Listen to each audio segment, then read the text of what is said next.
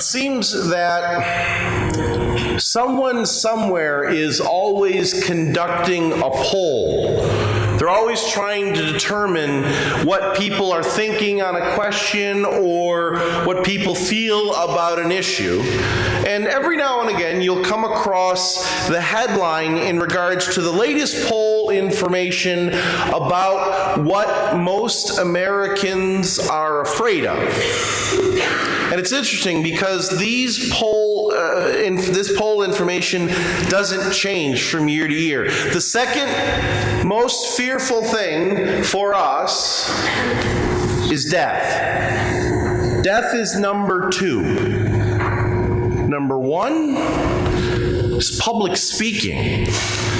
Public speaking, doing what I'm doing right now, is the thing that we fear more than death itself. You can ask my mother. I was never afraid of speaking, so public or private, I do it all the time.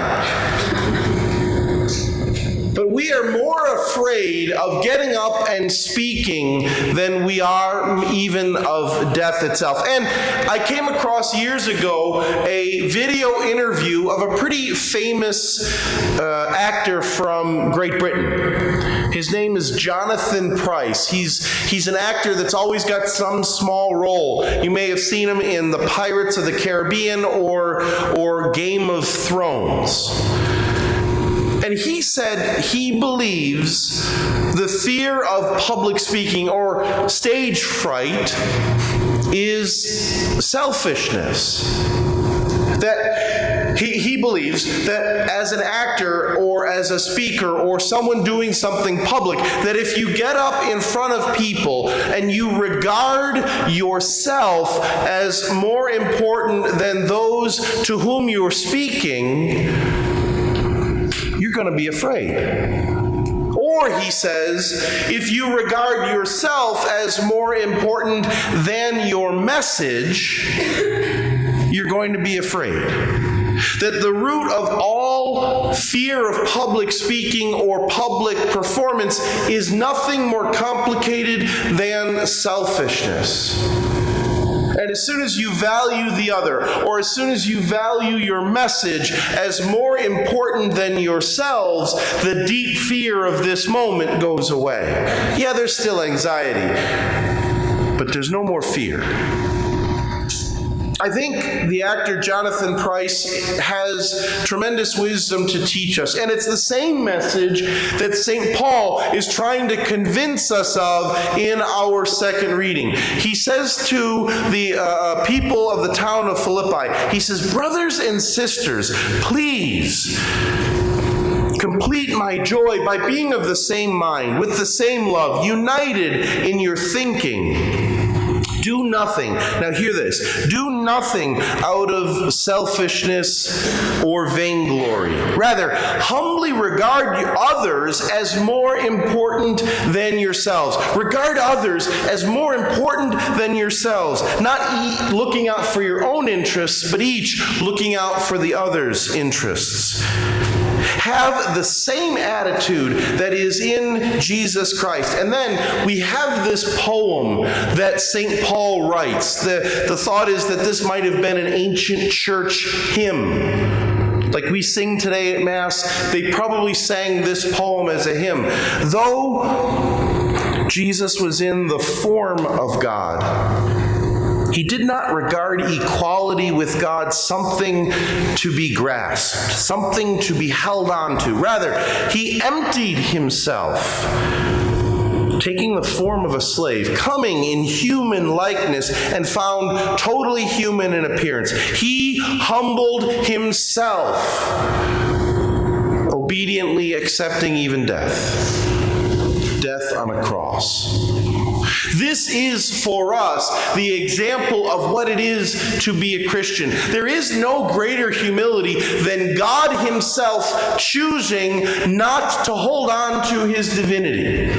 rather willingly claim as his own our humanity. He longed to be united with us. He valued us more important than himself. He valued his message more important than himself. And so he actually chose to set aside any claim to divinity that he had so that no one would ever doubt that he was truly human.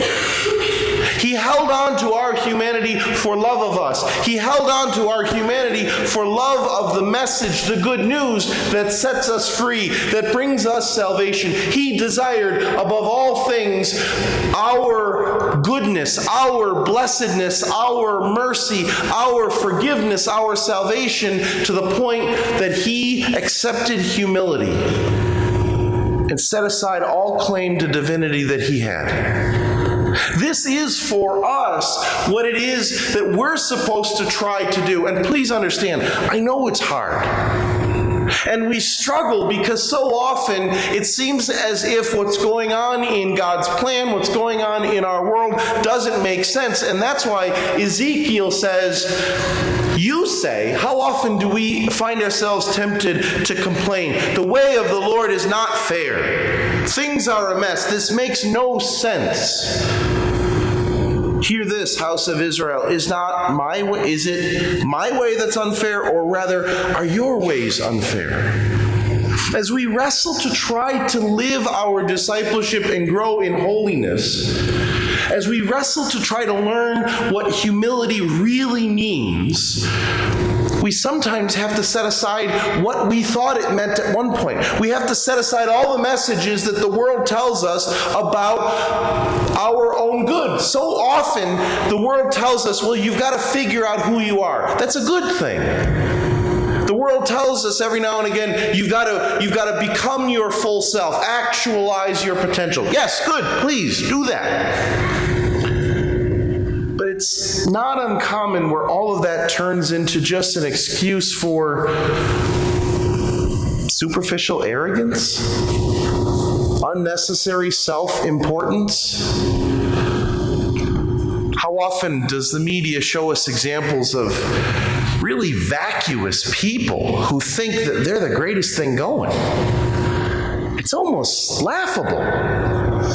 And yet we struggle with this desire to think that's not God's way. That's not what we should aspire to. We must figure out who we are. Please understand, that's very important. We must figure out who God made us and what God calls us to in this life, for sure. But we must never do it at the expense of another. We must always value the other as more important than ourselves. We must always value the message as more important than ourselves. The same temptation and struggle that lies at the very root of stage fright probably lies at the root of all of our fear, all of our struggles at holiness. Pride.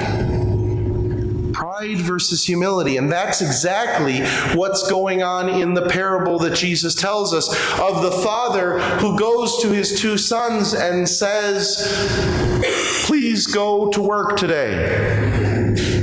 The first son says no, but realizes he should and he goes anyway. The second son says the right thing, but doesn't follow through. You see, the way of our world is so often it's what we say that's valuable. It's what we post on media, social media, that's valuable. It's the superficial expressions that seem to be so important. But what God really wants from us is not the words. He wants the way of life. He doesn't necessarily expect us to say the right things. He wants us to try to live the right way. And at the heart of this struggle, it's the same struggle with stage fright.